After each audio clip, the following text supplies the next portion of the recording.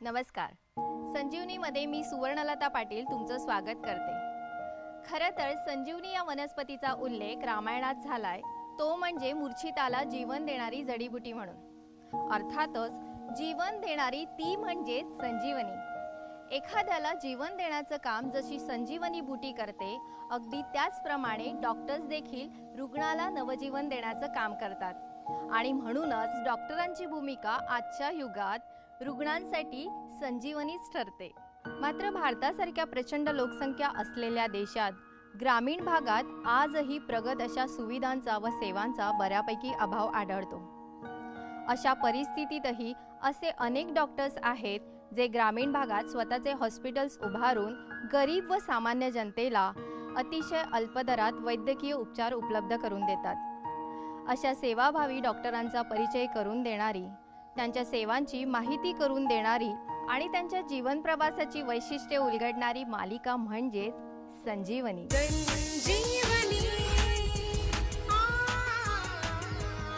तर आज आपल्या समोर येत आहेत असेच एक सेवाभावी डॉक्टर जे नाशिक जिल्ह्यातील सटाणा व धोंडेगाव येथील गरीब व दुर्बल लोकांना वैद्यकीय सेवा देत आहेत. क्या माताजी कौन से लाल को आपने जन्म दिया है, ऐसा डॉक्टर हमने कभी देखा भी नहीं. Is the man of the confident. आज त्याने एवढं सगळं जगभर जे नाव कमवलं आहे त्याचाही आम्हाला खूप अभिमान आहे. देव बघितला नाही असं मी म्हणणार नाही, कारण की आम्ही दादांना बघितलं. वडिलांचं विल पॉवर, वडिलांची रिस्क टेकिंग ॲबिलिटी, वडिलांचा कॉन्फिडन्स आणि वडिलांचं विजन हे मी लहानपणापासूनच आत्तापर्यंत बघत आलो आहे. माझी बहीण, माझा भाऊ, आम्ही always we are proud of them आणि आम्ही स्वतःला खूप लकी समजतो. सहवासातून मनुष्य उलगडत जातो, तसं आहे डॉक्टरांचं. डॉक्टर सहवासातून उलगडलेला. तर भेटूया नाशिक येथील हार्ट संजीवनी सेंटर व नेक्टर हॉस्पिटलचे संस्थापक माननीय संजय वसंतराव पाटील यांना. नमस्कार. संजीवनीच्या प्रेक्षकांना माझं विनम्र अभिवादन. मी डॉक्टर संजय वसंतराव पाटील. माझा जन्म 13 जानेवारी 1958 साली नामपूर नामक बागलाण तालुक्यातील एका छोट्याशा खेडेगावात झाला. जन्म झाल्यानंतर सर्वसाधारण माझं बालपण, कारण घरातला मी लाडोबा, पहिलाच नातू, त्याच्यामुळे आजोबांचा मी खूप लाडका. आजोबा माझे जे आहेत स्वर्गीय दगाजी आजोबा पाटील उर्फ बापूसाहेब, यांचा सामाजिक वारसा प्रचंड. त्यांचं मुळातच त्यांचं शिक्षण जे आहे ते 7वी त्या काळातलं मॅट्रिक्युलेशन हे त्यांचं पुण्याला झालेलं. एकदा असं झालं, मी याला मारलं, हे करायचा. मग माझ्या सासऱ्यांनी, हा पहिलाच नातू होता, माझ्या सासऱ्यांनी पहिलंच जेवण केलं, मागून घेतलं नाही, हात धुवून घेतला. आमचे वडील स्वर्गीय वसंतराव दगाजी पाटील उर्फ दादासाहेब, आमच्या वडिलांचं संपूर्ण शिक्षण नाशिकला झालेलं. BA ऑनर्स LLB हे त्यांचं एज्युकेशन. साहजिकच आजोबांचा आणि वडिलांचा पगडा माझ्यावर आहेच, होताच. संजयजी लहानपणी खेळामध्ये तर निपुण होतेच, पण त्याचबरोबर त्यांनी अभ्यासाकडे कधीही दुर्लक्ष केलं नाही. प्रत्येक वर्गात त्यांनी यशस्वी कामगिरी तर केलीच, पण त्याचबरोबर सांस्कृतिक कार्यक्रम, नाट्य यामध्ये त्यांचा नियमित सहभाग असायचा. KG पासून ते 4थी पर्यंत एज्युकेशन माझं कॉन्व्हेंट स्कूलला झालेलं. नाशिकला कॉन्व्हेंट स्कूल आहे, जुनी स्कूल आहे. तिथे माझं 4थी पर्यंतचं एज्युकेशन पूर्ण झाल्यानंतर का कुणास ठाऊक वडिलांनी माझं नाव मराठी मीडियममध्ये 5वीपासून दाखल केलं. नाशिक येथील सुप्रसिद्ध अशी पेठे हायस्कूल, तिथे माझं 5वीपासून ते 10वीपर्यंतचा प्रवास, आणि 10वीपर्यंतचा प्रवास माझा अतिशय चांगला झाला. जवळपास पहिल्या 5मध्ये माझं नेहमीच नंबर यायचा. माझा आणि डॉक्टर आम्ही 1969-70 साली त्याच्यामध्ये पेठे हायस्कूलमध्ये गेलो. आणि बरोबर शिकत असताना डॉक्टरांच्या आणि माझ्या आवडीनिवडी आमच्या खूप सारख्या. गाण्याची आवड दोघांना, डॉक्टरांचा आमचा ऑर्केस्ट्रा होता, आम्ही बरेच शौक त्याच्यामध्ये केले. नंतर आम्ही दोघंही पेठे हायस्कूलच्या क्रिकेट टीममध्ये होतो, डिस्ट्रिक्टच्या क्रिकेट टीममध्ये होतो. डॉक्टर कलासक्त सगळ्याच बाबतीमध्ये पहिल्यापासून असं हे. शालेय शिक्षण घेतानाच क्रीडा क्षेत्रामध्ये मला पहिल्यापासूनच ओढ असायची. क्रिकेट जिल्हा स्कूलची जी संघ होता त्याच्यामध्ये माझी निवड झालेली. आमच्या शाळेच्या टीममध्ये असताना आम्ही जवळपास सगळे शिल्ड आम्ही त्यावेळेला जिंकलो. ते माझं क्रिकेटचं एकंदरीत सगळा गुण बघता माझं शालेय डिस्ट्रिक्ट टीममध्ये माझी निवड झाली. त्याचप्रमाणे टेबल टेनिस हा माझा सगळ्यात आवडता गेम. टेबल टेनिसचं तर मी पूर्ण जिल्ह्याचं नेतृत्व केलेलं. त्यावेळेला अनेक असे किताब मी त्यावेळेला जिंकलेलो आहेत. पहिल्यापासून म्हणजे मला आठवतं तेव्हापासून डॉक्टरांचा एक गुण तो म्हणजे ते आमच्या 5वी ते 10वी आमच्या वर्गाचे मॉनिटर होते. आता मॉनिटर होणं म्हणजे कसं असतं की तुम्हाला सगळ्या मित्रांमध्ये सगळ्यांमध्ये उडबस होते आणि तुम्ही मुख्य म्हणजे सर्व प्रिय असता. तसं डॉक्टरांचा स्वभाव शिक्षकांमध्ये पण प्रिय, विद्यार्थ्यांमध्ये पण प्रिय. आणि अशी डॉक्टरांची घडण मला जी आठवते त्याप्रमाणे एक विद्यार्थीप्रिय मॉनिटर किंवा विद्यार्थीप्रिय व्यक्तिमत्व. त्यासोबत मग इतरही याच्यामध्ये क्रीडा क्षेत्र म्हटलं की माझं आवडतं क्षेत्र. मग खो खो असेल, हुतुतू असेल ज्याला आपण कबड्डी म्हणतो, असे अनेक प्रकारचे जे गेम्स असायचे त्याच्यामध्ये माझी आवड असायची. कॅरम, चेस हे सगळे माझे आवडते खेळ. या क्षेत्रामध्ये मी बऱ्यापैकी चांगलं माझं स्वतःचं योगदान दिलेलं. आणि एज्युकेशन आणि क्रीडा या दोघांचा समन्वय साधत 10वी माझी केव्हा पार झाली मला समजलं देखील नाही. त्यानंतर नाशिकचंच एक सुप्रसिद्ध गोखले एज्युकेशन सोसायटीचं एक कॉलेज आहे, RYK कॉलेज. तिथे माझं 11वी आणि 12वी हे दोन्ही वर्षाचं एज्युकेशन मी तिथे कंप्लीट केलं. कॉलेजला RYKला बरं होतो. RYK पासून हे वेगळं होतं. पहिल्यापासूनच त्यांची इच्छा होती आणि त्यांच्या वडिलांची पण इच्छा होती की डॉक्टरांनी मेडिसिन करावं. त्याप्रमाणे फर्दर स्टडीज त्यांनी मेडिसिनमध्ये गेले आणि त्याच्यामध्ये एवढा झपाटा एवढा आवाका एखाद्या माणसाचा असेल हे आम्ही सुद्धा म्हणजे डॉक्टरांचं तेव्हाचं व्यक्तिमत्व आणि आत्ताचं जर पाहिलं की अल्पावधीत ज्या माणसांनी उत्तर महाराष्ट्रामध्ये हे केलेलं आहे, काम केलेलं आहे. शाळा व कॉलेजचे दिवस संपल्यावर संजयजींनी मेडिकलला प्रवेश घेतला. अर्थातच हे इतकंही सोपं नव्हतं. चला तर मग जाणून घेऊया त्यांचा हा प्रवास त्यांच्या शब्दात. 12वीला सक्सेसफुली माझं एज्युकेशन पूर्ण झालं. 80%च्याही वरती मार्क्स मिळाल्यामुळे मला वैद्यकीय क्षेत्रामध्ये ॲडमिशन मिळायला काहीच अवघड गेलं नाही. त्या दृष्टिकोनातून वडिलांनी माझं बेळगाव येथील मेडिकल कॉलेजला नाव दाखल केलं. आमच्या घरी डॉक्टर नव्हते ना, मग त्याच्या पप्पांची माझी डॉक्टर हाऊस होती. आम्हाला सगळ्यांना डॉक्टर नव्हते ना घरात, मग याला डॉक्टरच्या याच्यात टाकले. घरातलं वातावरण सगळं शैक्षणिक होतं. आणि मग मला आणि मोठ्या भावाला म्हणजे डॉक्टर संजय पाटील यांना आम्हाला दोघांना आमच्या आत्याकडे नाशिकला ठेवलं होतं शिकायला.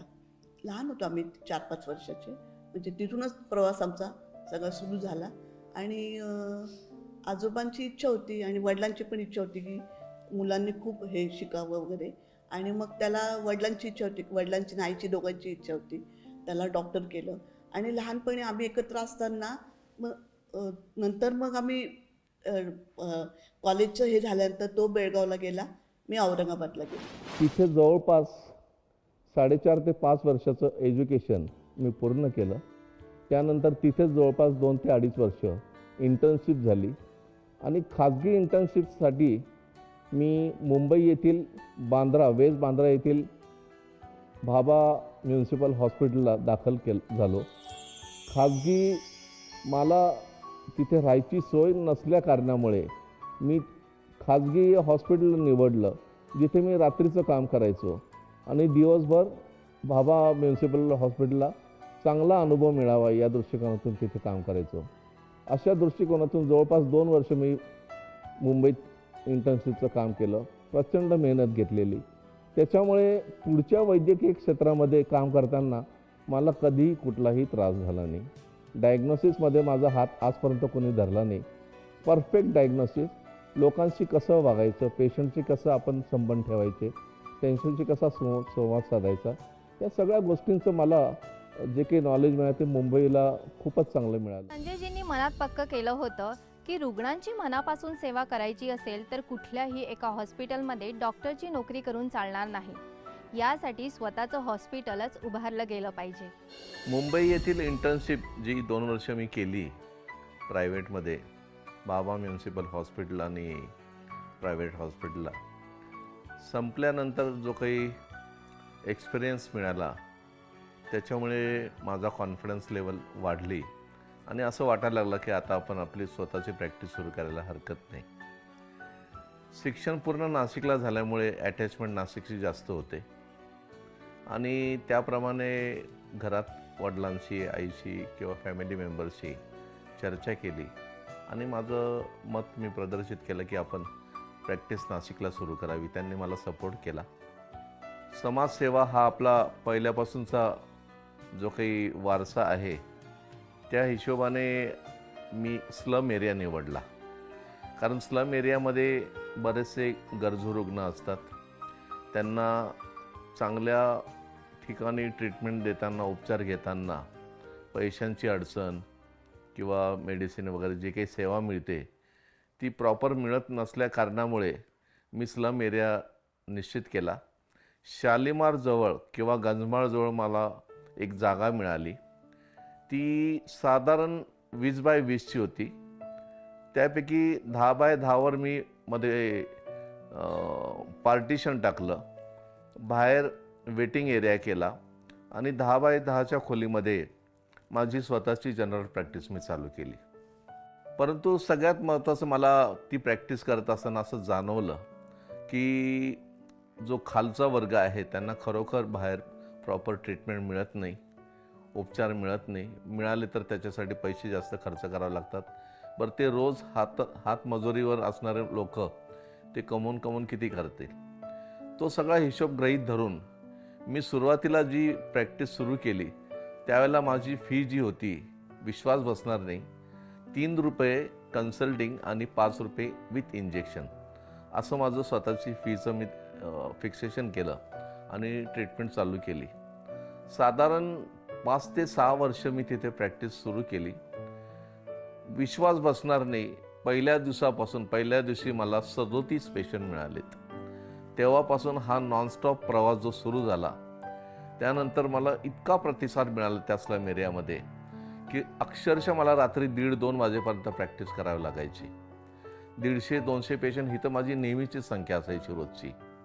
आणि हे सगळं करत असताना मला समाधान जे मिळायचे की रुग्ण एकदा ट्रीटमेंट उपचार करून घेऊन गेला की दुसऱ्या दिवशी किंवा ज्या दिवशी त्याला फॉलोअपला बोलवलं तर त्यावेळेला त्याच्याकडनं सर्वसाधारण असंच म्हणणं असायचं की मला खूप छान वाटतं, मला बरं वाटतं तुमच्या ट्रीटमेंटमुळे.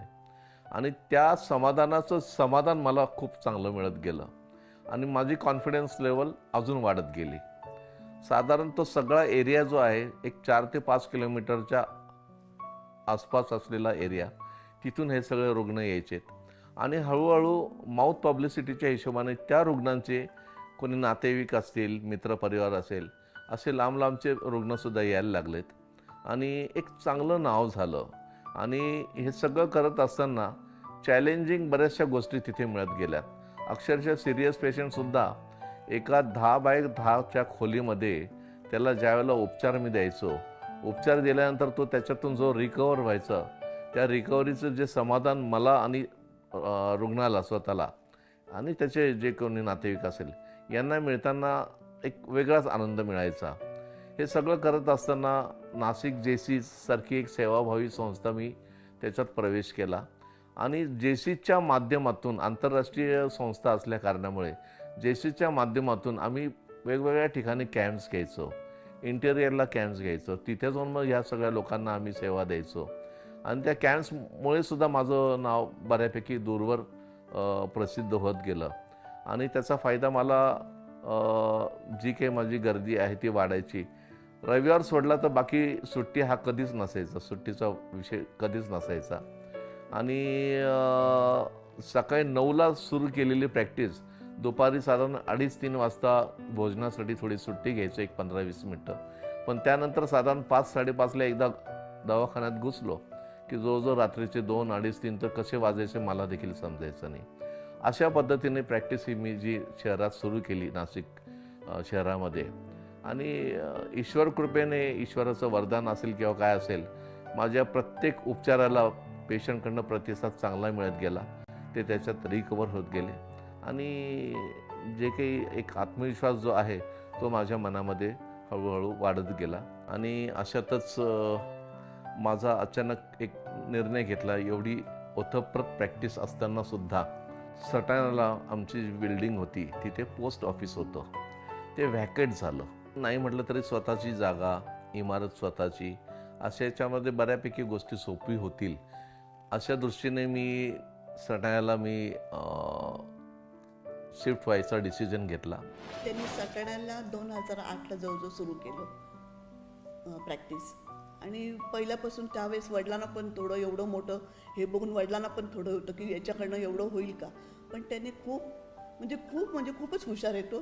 त्यांनी सगळं प्लॅनिंग करून म्हणजे इतकं छान केलं सगळं आणि सगळं वाढवलं त्यांनी खूप छान. पहिल्याच वर्षी मला तिथे सुद्धा खूप चांगला स्कोप मिळाला. बाहेरून नाशिक, मालेगावाकडचे जे कोणी तज्ज्ञ डॉक्टर्स आहेत त्यांच्या टीम्स आम्ही बोलवायचो. त्यांच्याकडनं आम्ही ऑपरेशन्स करून घ्यायचो. मग ते ऑर्थोपेडिक असतील, गायनेकॉलॉजिस्ट असतील, सर्जन असतील, बरीच मंडळी जे काही तज्ज्ञ, स्त्रीरोग तज्ज्ञ असतील, त्वचारोग तज्ज्ञ असतील, असे बरीच मंडळी यायची रविवारच्या दिवशी आणि ते त्यांचे जे काही ऑपरेशन्स वगैरे असेल ते करून जायचे. सर्व सोयी मी तिथे केलेल्या असल्यामुळे लोकांची गर्दी वाढत गेली हळूहळू. संजयजींच्या जीवन प्रवासात त्यांची मेहनत, शिक्षण, हॉस्पिटल, रिसर्च सेंटर इत्यादी गोष्टी जितक्या महत्त्वाच्या ठरतात, अगदी त्याचप्रमाणे अजून एक गोष्ट म्हणजे त्यांची अर्धांगिनी म्हणजेच डॉक्टर विजया पाटील आणि त्यांचा मुलगा डॉक्टर चंद्रसेन पाटील. तर जाणून घेऊया त्यांना त्यांच्या जोडीदाराबद्दल आणि मुलाबद्दल काय वाटतं. 2 4 कसे होतील याकडे आमच्या वडिलांचं, आईचं, सगळ्यांचंच लक्ष होतं. स्थळं यायला लागलेत वेगवेगळे आणि त्या दरम्यानच मला एक स्थळ आलं मालेगावचं. मालेगावजवळ टेहरे म्हणून गाव आहे. माझे सासरे त्यावेळेला DYSP होते. त्यांची कन्या हिने औरंगाबादला तिचं मेडिकल कम्प्लिशन केलेलं शिक्षण.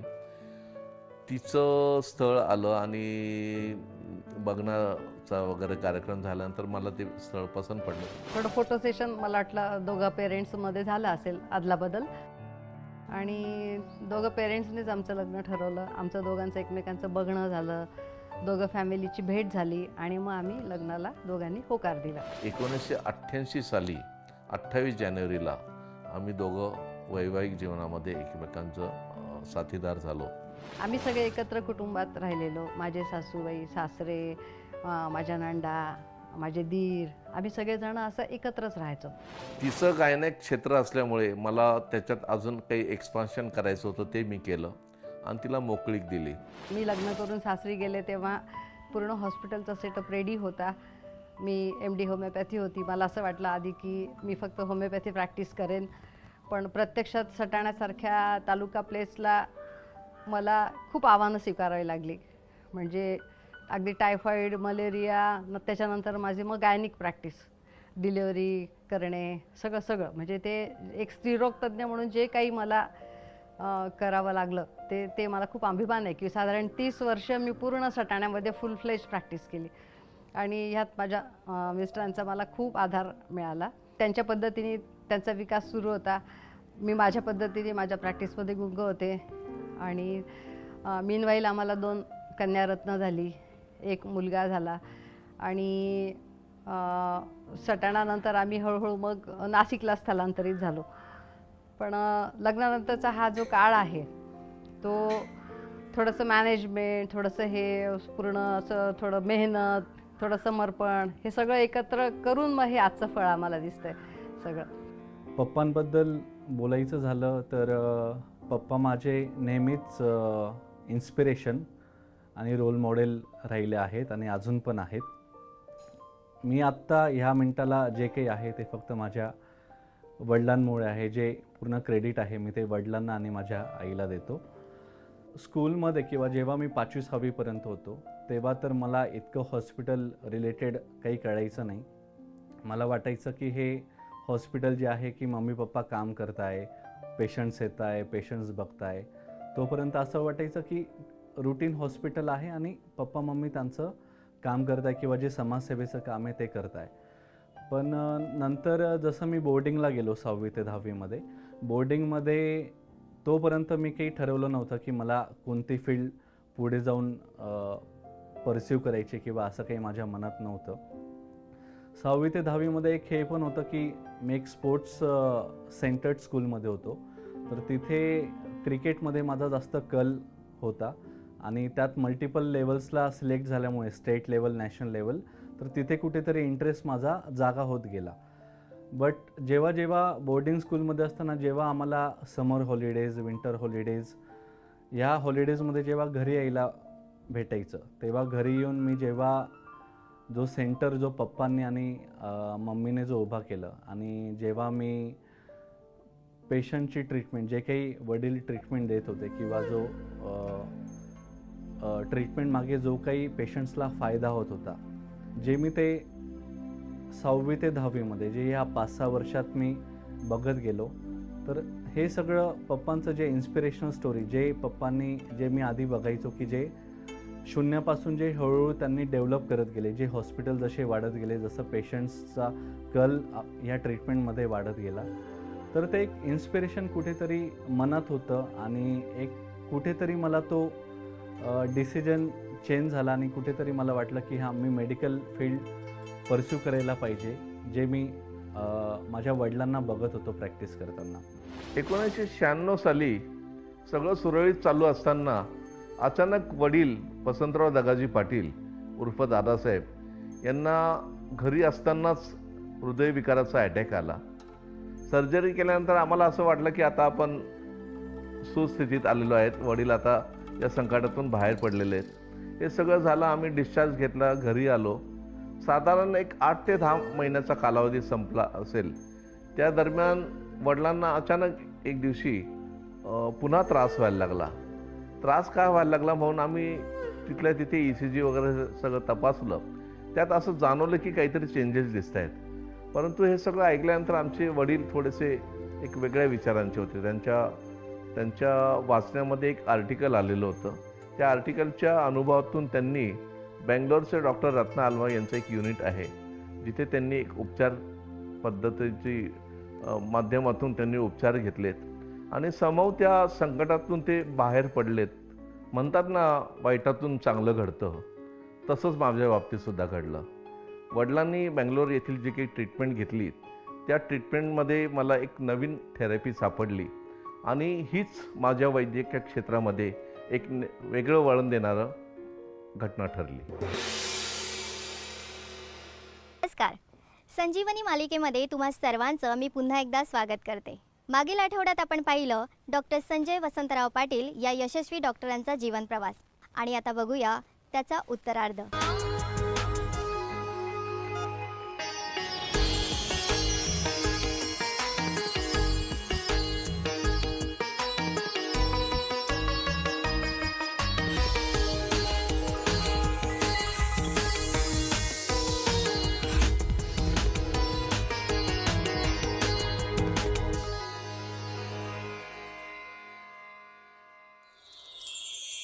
प्रत्येक यशस्वी व्यक्तीच्या आयुष्यामध्ये योग, संयोग व टर्निंग पॉईंट असतात. डॉक्टर संजय पाटील यांच्या आयुष्यात सुद्धा असे योग जुळून आले का, किंवा कोणते टर्निंग पॉईंट होते?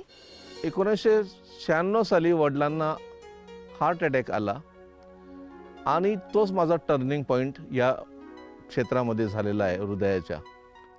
बेंगलोर येथे नॉन इन्व्हेजिव्ह म्हणजेच बिना ऑपरेशनची ट्रीटमेंट हार्टवर होत असते. त्यांनी प्रेरित होऊन वडिलांनी तिथे जायचं ठरवलं आणि तिथे गेल्यानंतर त्यांनी ती ट्रीटमेंट घेतली, साधारण 1 ते 1.25 महिन्याची. त्या कार्यकाळामध्ये वडिलांना जो रिझल्ट मिळाला, म्हणजेच त्यांना जो काही त्रास होत होता तो त्रास संपूर्ण संपला. हे सगळं बघितल्यानंतर वडिलांच्या मनात आलं की मुलानं या क्षेत्रात का काम करू नये. त्यांची प्रेरणा घेऊन मी डॉक्टर रत्ना आल्वा यांची भेट घेतली, त्यांच्याकडनं सगळं माहिती अवगत करून घेतली आणि सटाणा येथे आम्ही 2000 साली या क्षेत्रात आम्ही नव्यानं काम सुरुवात केली. योगायोगाने माझ्याकडे 30 एकर जमीन 30 ते 40 एकर जमीन सटाणा गावापासून 1 किलोमीटर दूर नदीलगत असलेली जमीन आहे. ती जागा आम्हाला असं वाटलं की हिला आपल्याला काहीतरी युटिलाइज करता येईल. त्यांचा जो विचार होता की ते निसर्गामध्येच पेशंटला जर आपण ठेवलं instead of keeping in the building, तर त्याच्या बऱ्यापैकी इफेक्ट त्या पेशंटवर होऊ शकतो, असा एक विचार मनाशी धरून आम्ही हे कामकाज मग इथे प्लॅनिंगची सुरुवात केली. प्लॅनिंग करताना अडचणी ह्या आल्या की पूर्वीच्या काळात नारळ लावायची पद्धतच ही असायची की 20 फूट बाय 20 फुटावर नारळ लावले जायचे. पण आपल्याला पेशंटला ॲकोमोडेशन देण्यासाठी तिथे मिनिमम 20 फूट बाय 20 फुटाचं आम्हाला स्ट्रक्चर बनवणं गरजेचं होतं. पण ते तिथे मग नारळाचे झाडं डिस्टर्ब करून पाडून मगच ते बांधकाम शक्य होतं.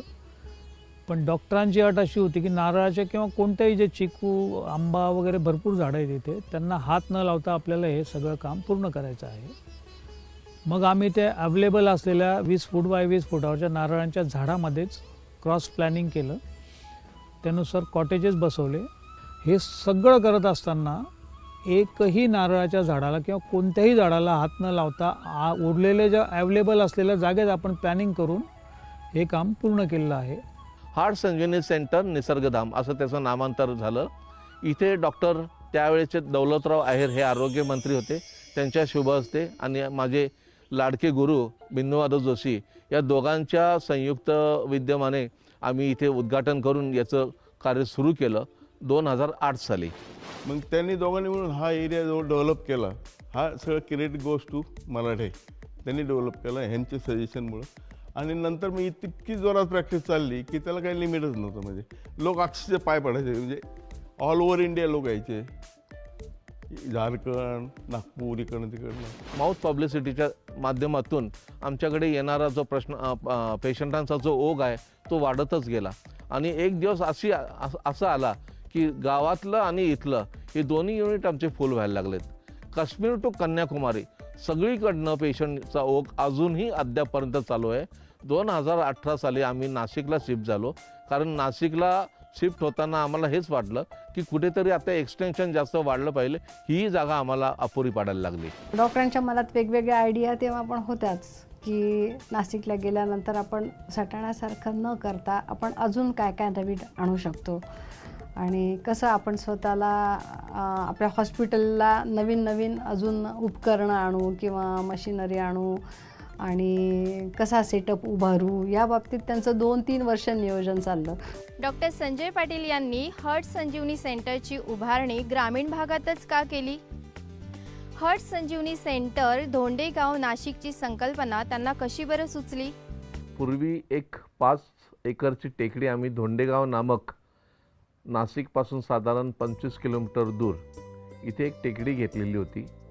टेकडीच्या आजूबाजूला 2 धरणं आहेत, गंगापूर डॅम आणि कश्यपी डॅम. या दोघांच्या मध्ये ती टेकडी असल्यामुळे एक वेगळंच वातावरण इथे होतं. टेकडी म्हणजे खरोखर टेकडी होती. तिथे एक गाडी उभी करण्या इतकं सुद्धा एक झाड नव्हतं. आम्ही तर लेवलवर 1 रुपयाही न खर्च करता आहे त्या स्लोपवर कॉटेजेस आपण लाईनमध्ये सगळे तिथे ॲडजस्ट केले. तिथे आम्ही जवळपास 45 कॉटेजेस बांधले. एक मोठा योगा हॉल, एक तेवढाच एक ऑडिटोरियम, त्यांची एक कॅन्टीन, जेवणासाठी सोय आहे पेशंट लोकांची, प्लस एक EECP हॉल. त्याच्यानंतर एक टॉवर तिथे आम्ही बांधलेला आहे, वॉचिंग टॉवर म्हणू आपण त्याला. असंही आपल्याला पाण्याच्या टाकीसाठी उंच व्यवस्था करायचीच होती, तेवढं एक RCC स्ट्रक्चर आपण तिथे बनवलं. नंतर इतर प्लॅनिंगमध्ये रोड्स आले. तिथे आम्ही एक नॅचरल पॉन्ड बनवलेला आहे. नॅचरल जागा होती पण तिला आपण आर्टिफिशियल मोठा पॉन्ड बनवला आहे. मंदिर आहे त्या ठिकाणी याचं साईबाबांचं. अशा अनेक गोष्टींच्या आपण तिथे व्यवस्था केली, जेणेकरून आलेल्या पेशंटला 35 दिवस राहिल्यानंतर त्याला असं वाटायला नको की इथे आपण कुठंतरी वृक्ष जागेमध्ये आलेलो आहोत. सगळ्या प्रकारच्या एंटरटेनमेंटची त्यांची आपण सोय केली आहे. ह्या पद्धतीने हा प्रोजेक्ट साधारण 2019च्या एंडला कंप्लीट झाला. 2 वर्ष आम्हाला त्याला लागले. डॉक्टर संजय पाटील यांनी एक विशिष्ट प्रकारची थेरपी विकसित केली आहे, ज्याचा उपयोग ग्रामीण व गरीब लोकांना खूपच चांगल्या पद्धतीने होतो. 3 सूत्र वापरून आम्ही उपचार पद्धत प्रत्येक रुग्णाला देत असतो. रुग्ण हा शक्यतो आमचा हृदयविकार असलेला असतो. त्याचं एन्जिओग्राफी केल्यावर ब्लॉकेजेस जेव्हा दिसतात त्याच्यावर साधारण त्याला बायपास किंवा एन्जिओप्लास्टी सांगितली जाते, परंतु याच्यापासून त्याला दूर ठेवून आम्ही ही निसर्ग सान्निध्यात असलेली ट्रीटमेंट किंवा उपचार पद्धत आम्ही इथे देतो. त्रिसूत्र असं की पहिलं जे सूत्र आहे त्यातलं ते सगळ्यात महत्त्वाचं, ज्याला आम्ही ACT म्हणतो, आर्टरियल क्लिअरन्स थेरपी. याचंच दुसरं नाव आहे चिलेशन किंवा किलेशन थेरपी. ते याच्यामध्ये कुठल्याही शरीरामध्ये याचा सगळ्यात महत्त्वाचा फायदा असा की बायपास किंवा एन्जिओप्लास्टीमध्ये ठराविक ठिकाणीच आपण ती ट्रीटमेंट देऊ शकतो. इथे मात्र तुमच्या संपूर्ण शरीराला, कारण डोक्यापासून तर पायाच्या बोटापर्यंत सगळीकडे हे औषध, हे जे काही मेडिसिन आहे हे सर्क्युलेट होत असतं. त्याच्यामुळे हृदयाच्या व्यतिरिक्त शरीरामध्ये इतर ठिकाणी जरी ब्लॉकेजेस असतील तर तेही डिझॉल्व्ह होतात आणि ते आपले सगळे लघवीवाटे बाहेर पडत असतं. असा हा याचा बेसिक कन्सेप्ट आहे आणि हीच माझी मुख्य ट्रीटमेंट आहे. जसं मी बघितलं की कोलेस्ट्रॉल किंवा मेटॅलिक जे ब्लॉकेजेस आहेत ते तर डिझॉल्व्ह होतात या सगळ्या मेडिसिन्समुळे, परंतु कॅल्सिफाईड ब्लॉक जो आहे तो मात्र या मेडिसिनमध्ये डिझॉल्व्ह होत नाही. म्हणून त्याच्यावर आम्ही एक संशोधन केलं. त्याच्यामध्ये आम्हाला जगामध्ये एक चांगली चालणारी थेरपी EECP म्हणतात, ही माझी 2 नंबरची ट्रीटमेंट.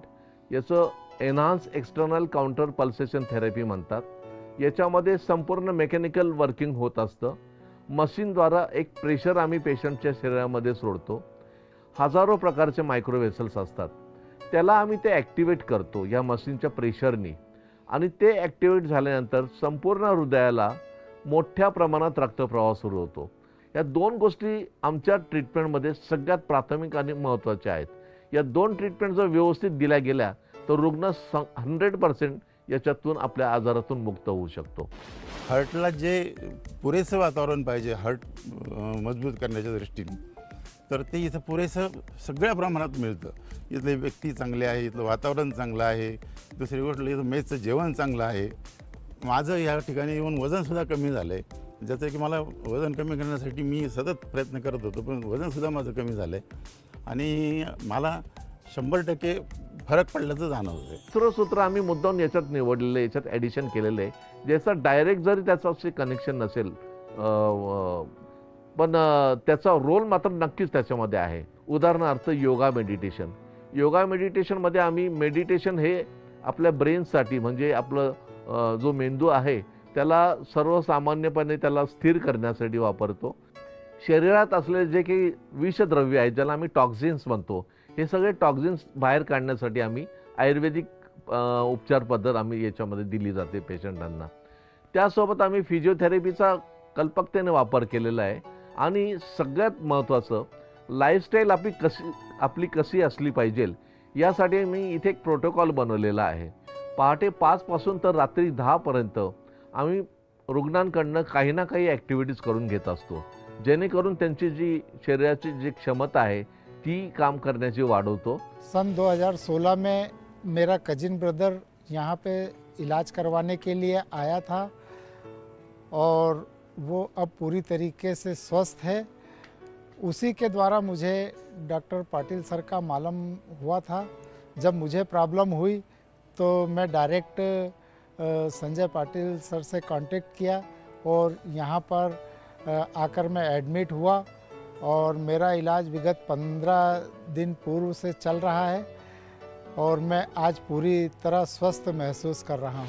35 दिवसांची उपचार पद्धत संपली की आम्ही सर्वसाधारण शहानिशा करण्यासाठी त्याचे काही इन्व्हेस्टिगेशन्स आम्ही करून घेतो आणि त्या टेस्टमध्ये जेव्हा लक्षात येतं की पेशंट आता संपूर्णपणे बरा झालेला आहे, पूर्ववत झालेला आहे, त्यावेळेला आम्ही पेशंटांना, रुग्णांना आम्ही डिस्चार्ज करत असतो. 40 ते 45 कॅमेरे इथे लावलेले आहेत आपण कॅम्पसमध्ये.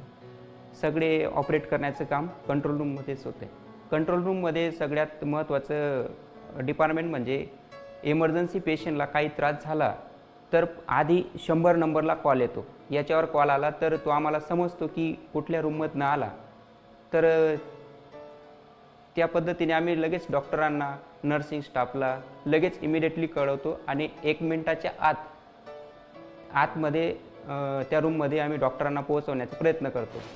हा सगळा डोलारा सांभाळत असताना काळाची पावलं ओळखून डॉक्टरांनी रुग्णांची जास्तीत जास्त सेवा चांगल्या प्रकारे करण्यासाठी अजून एक पाऊल उचललं, ते म्हणजेच नाशिक येथील नेक्टर हॉस्पिटल. आम्ही 2 ऑक्टोबर 2022 साली नेक्टर द कॅन्सर इन्स्टिट्यूट म्हणून आम्ही याची स्थापना केली. डॉक्टर भारती पवार ह्या केंद्रीय मंत्री वैद्यकीय यांच्या शुभ हस्ते आम्ही सुरू केलं आणि तेव्हापासून आता जवळपास 3 वर्ष होत आले. या 3 वर्षामध्ये आम्ही जवळपास 250 ते 300 पेशंट कॅन्सरचे आणि ऑस्टिओआर्थरायटिस. आता याच्यामध्ये दोघांमध्ये फरक असा, मशिनरी तीच सायटोट्रॉनची, परंतु याच्यामध्ये डिजनरेशन आणि रिजनरेशन याचा खूप चांगल्या पद्धतीने त्यांनी वापर केलेला आहे सायंटिस्टनी, ज्यांचं नाव मी मगाशी घेतलेलं विजयकुमार राजा. तर यांनी जसं कॅन्सरमध्ये सर्वसाधारण कॅन्सरचे सेल मारले जातात किंवा त्याला डिस्ट्रॉय केलं जातं, त्याला डिजनरेशन म्हणतात. आणि रिजनरेशन म्हणजे ज्या वेळेला आपल्या गुडघ्यांमध्ये, मी गुडघ्यांचं उदाहरण देतो आहे, असं प्रत्येक जॉईंटमध्ये आपण वापर करू शकतो. तर गुडघ्यांच्या याच्यामध्ये जे काही पेशी संपलेल्या असतात, जे काही कार्टिलेज लेवल संपलेली असते, अशा ठिकाणी नव पेशींची निर्मिती होण्यासाठी रिजनरेशन, असं डिजनरेशन आणि रिजनरेशन या तत्वाला धरून या सिस्टीमची सुरुवात केलेली. आणि याची जेव्हा आम्ही सुरुवात केली त्याच्यामध्ये आज तागायत या 3 वर्षामध्ये जवळपास 250 ते 300 कॅन्सरचे पेशंट आणि जवळपास 125 ते 150 पेशंट आम्ही ऑस्टिओआर्थरायटिसचे ट्रीटमेंट चांगल्या पद्धतीने दिलेली आहे. लोकांचे जे काही खास कंप्लेंट ज्या असतात, पेन म्हणजे कॅन्सरमध्ये ज्या वेदना असतात त्या तो कॅन्सर रुग्णच म्हणजे ज्याला आपण प्रसूती वेदना होतो त्या टाईपच्या वेदना होत असतात. नंतर जे स्प्रेडिंग असतं, जे काही संपूर्ण शरीरामध्ये इतर अवयवांमध्ये कॅन्सरचे सेल जेव्हा डेव्हलप होतात, तर समजा उदाहरणार्थ लिव्हरचा कॅन्सर झाला असेल तर त्याच्या जवळपास किडनी आहे, पँक्रियाज आहे, इंटेस्टाईन आहे, स्टमक आहे, अशा ठिकाणी सुद्धा हा कॅन्सर फैलत असतो. तर असं जे काही स्प्रेडिंग असतं ते सुद्धा ह्या सिस्टीममध्ये रोखलं जातं. म्हणजे बरेच फायदे ह्या सिस्टीममध्ये मला दिसलेले आहेत. त्याच पद्धतीने ऑस्टिओआर्थरायटिसमध्ये सुद्धा खास करून वजन नसले म्हणजे ज्यांना वजनामुळे जो त्रास होतो ते रुग्ण सोडले तर बाकीच्यांना जो वयाच्या हिशोबाने ऑस्टिओआर्थरायटिसचा त्रास होतो त्याच्यामध्ये सुद्धा ह्या टेक्नॉलॉजीचा खूप चांगला आम्हाला फायदा झालेला आहे. नाशिकला आल्यानंतर मात्र मग मी फुल डॉक्टरांचा सहकार्य म्हणून पूर्ण मॅनेजमेंटचं मग मी हातात घेतलं. म्हणजे अगदी सलाईन आणण्यापासून तर बेडशीट आणण्यापासून तर स्टाफच्या मीटिंग घेणं, नंतर स्टाफ्सला पूर्ण काय काय त्यांना अपॉइंटमेंट करण्यापासून सगळं.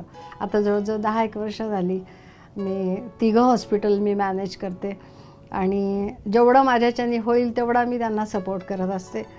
आणि अगदी म्हणजे आमचे जे कलिग आहेत, आमचे doctors appointment, nurses appointment, security appointment, हे या सगळ्यामध्ये माझा प्रायमरी रोल असतो. आणि संजयला माहितीच असतं की बुवा मी जे करेन ते अगदीच फायनल आणि क्लिअर असेल म्हणून. आणि मला फुल लिबर्टी होती, म्हणजे 100% मला ते राईट्स होते, त्याच्यामुळे ते काम अगदी मन लावून केलं. आता तर डॉक्टर चंद्रसेन आला आहे त्याच्यामुळे माझी जबाबदारी अजूनच कमी होते आणि छान वाटतंय की चला आपण एका चांगल्या स्टेजला आम्ही हे सगळं आणून ठेवलं. मागच्या 3 वर्षापासून मी नेक्टर मल्टीस्पेशालिटी हॉस्पिटल याचा मी संचालक पण आहे. आणि आपल्या हॉस्पिटलमध्ये आपण जे वडील माझे प्रॅक्टिस करत आहे मागच्या 42 वर्षापासून, पण सोबतच आम्ही त्यांची जी प्रॅक्टिस आहे ज्यात ECP म्हणजेच enhance external counter pulsation therapy, artery clearance therapy, या ज्या सिस्टीम्स आहे की जे नॉन इन्व्हेजिव्ह म्हणून आपण म्हणतो, आणि जे एन्जिओप्लास्टी आणि बायपास ज्या पेशंट्सला ॲडवाईस केलं जातं त्याला हा सेकंड ऑप्शन आहे आणि त्याला अशा पेशंट्सला ही ट्रीटमेंट खूप उपयोगी आहे. त्याचसोबत नेक्टर हॉस्पिटलमध्ये आपण ऑस्टिओआर्थरायटिस आणि कॅन्सर यासाठी एक सायटोट्रॉन नावाचं मशीन आणलं आहे, जे आपण मागच्या 3 वर्षापासून पेशंट्सला ज्याचा लाभ भेटत आहे आणि ज्याचे खूप चांगले रिझल्ट्स आपल्याला बघायला भेटत आहे. सोबतच जसं माझं ॲज अ फिजिशियन माझं मनात किंवा माझे स्वप्न होते की हे जे युनिट आहे जे कार्डिओलॉजी किंवा कॅन्सर ऑस्टिओआर्थरायटिस सोबतच एक मल्टी स्पेशालिटी युनिट म्हणजे बाकी फील्ड ज्या असतात नेफ्रोलॉजी, कार्डिओलॉजी, यूरोलॉजी किंवा जे आजार जे आढळून येतात सामान्य माणसामध्ये ते सगळे आपण इथे ट्रीट करायला सुरुवात केली आहे. सोबतच कॅथलॅब झाली, इमर्जन्सी सुविधा झाली, कॅज्युअल्टी, ICU, नंतर सर्जरी, ऑपरेशन थिएटर यासुद्धा सुविधांचा आता मी आल्यापासून त्याचा समावेश केला आहे आणि जास्तीत जास्त पेशंटला या ट्रीटमेंट थ्रू फायदा देतो. मला सांगायला आवडेल की माझ्या मम्मी पप्पांनी मिळून जे काही आज हे मोठं हॉस्पिटल उभं केलं आहे त्याच्याबद्दल आम्ही नेहमीच प्राऊड फील करतो. त्यांनी याच्यासाठी खूप मेहनत केली आहे आणि मम्मीच्या सपोर्टशिवाय पण सगळं काही पॉसिबल नव्हतं. मम्मीने खूप सपोर्ट केला आहे पप्पांना आणि माझी बहीण, माझा भाऊ, आम्ही always we are proud of them आणि आम्ही स्वतःला खूप लकी समजतो की आम्ही त्यांची मुलं आहोत. लहानपणापासून त्यांनी आम्हाला अतिशय प्रेमळ, आनंदमयी आणि प्रोत्साही वातावरणात वाढवलं. त्यांच्याकडून खूप काही गोष्टी शिकण्यासाठी आहे, जसं काही नवीन ज्ञान मिळवण्याची उत्कटता, ज्या कामात सुरुवात केली त्यावर ठाम टिकून राहण्याची क्षमता, नेहमी सत्य आणि खुल्या मनाने वागण्याची वृत्ती, तसेच इतरांच्या वेदना, अडचणी हे समजून घेण्याची संवेदनशीलता, या साऱ्या गोष्टी आम्ही अगदी जवळून बघत आलो आहोत आणि आजही ते आम्ही आत्मसात करण्याचा पुरेपूर प्रयत्न करतो. आम्हा तिन्ही भावंडांना त्यांनी स्ट्रेस किंवा तणाव हा कधीच जाणवू दिला नाही. मला अजून आठवतं आहे, नाही हा शब्द त्यांनी आम्हाला कोणतेही नवीन कार्य करण्यासाठी किंवा शाळेच्या एज्युकेशनल ट्रिपला जाण्यासाठी किंवा परदेशामध्ये मास्टर्स डिग्री मिळवण्यासाठी हा कधीच वापरला नाही. त्यामुळे आम्हाला नेहमीच त्यांच्याकडून खूप सारं सपोर्ट मिळत गेला आणि त्याचाच परिणाम म्हणजे आज आम्ही तीनही भावंड आपापल्या क्षेत्रामध्ये उत्तम रीतीने कार्यरत आहोत. प्रामुख्याने 2 गोष्टी मी ऑब्झर्व केल्या पप्पांच्या या प्रवासात. जेव्हा आमचं लग्न झालं तेव्हा पप्पांचा सेटअप हा सटाण्यात होता, पण त्यांचा एक काय म्हणता येईल एक तत्त्व म्हणजे पेशंट फर्स्ट. आणि त्यांनी बघितलं की सटाण्यासारख्या शहरात जरी त्यांची चांगली प्रॅक्टिस चालू आहे तरी जास्तीत जास्त लोकांना ते इझी कसं पडेल आणि त्यांना जास्तीत जास्त लोकांना त्यांच्या ट्रीटमेंटचा फायदा कसा घेता येईल. तर त्यांनी बघितले की नाशिकसारख्या शहरात जर ते शिफ्ट झाले तर कनेक्टिव्हिटी चांगली आहे, जास्तीत जास्त लोकांना त्याचा फायदा उचलता येईल, म्हणून त्यांनी नाशिकसारख्या शहरात स्थलांतर केले. एक बिझनेस ओनर म्हणून मी समजू शकतो की एक आपलं चालू सेटअप सोडून एक नवीन शहरात जिथे आपलं काहीच आत्ता अस्तित्व नाही आहे तिथे तुम्ही एक पूर्ण मोठा सेटअप उभा करणं, ती रिस्क घेणं फक्त पेशंटच्या भल्यासाठी, हे म्हणजे हॅट्स ऑफ त्या गोष्टीसाठी. हार्ट संजीवनी सेंटर सटाणा ते Nashik nectar multi speciality hospital हा त्यांचा जो सगळा प्रवास आहे तो खरंच खूप प्रेरणादायी आहे. रुग्णसेवा हीच ईश्वर सेवा हे जे ब्रीदवाक्य आहे ते पप्पा शब्दशः जपत आहेत. रुग्णांना पप्पा इतक्या प्रेमाने सगळं काही समजवतात की रुग्णाचा अर्धा आजार हा फक्त त्यांच्या बोलण्यानेच कमी होऊन जातो. आर्थिक व्यावसायिक क्षेत्रामध्ये यश मिळवल्यावर माणूस संवेदनशीलता गमवायला लागतो की काय अशी शंका येते, पण डॉक्टर संजय पाटील हे एक संवेदनशील गृहस्थ आहेत.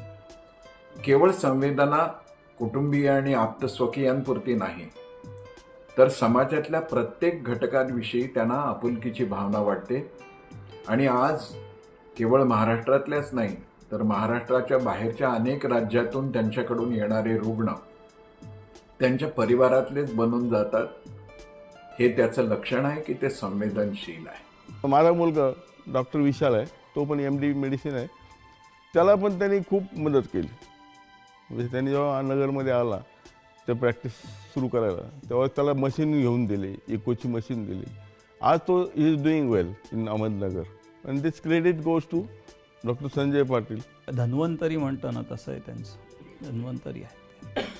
हाताला यश आहे, हाताला गुण आहे आणि त्यामुळे त्या लोकांना त्याचे रिझल्ट मिळत आहेत की एवढं जगभर नाव गेलं त्यामुळे आम्हाला एवढा आनंद होतो की काय आम्ही अगदी अभिमानाने सांगतो लोकांना की माझ्या भावाचं इथे हॉस्पिटल आहे, एवढं मोठं आहे, तिथे काय काय कार्य चालतं, तिथे कसले पेशंट्स येतात, ह्यावर आई आम्ही सगळ्या चर्चा करत असतो.